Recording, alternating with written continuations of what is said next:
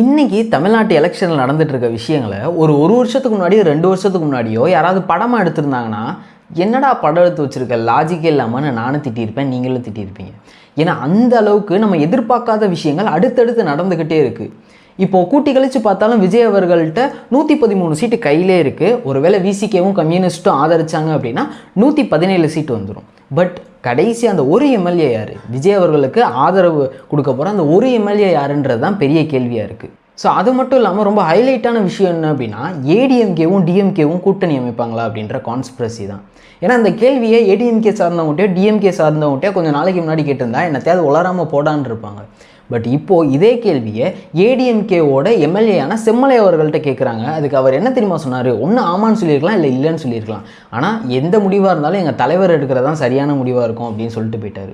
ஒருவேளை இதுக்கும் பேக்ரவுண்டில் பேச்சுவார்த்தை நடந்துக்கிட்டு இருக்குமோ அப்படின்ற டவுட்டு எனக்கு வந்திருக்கு.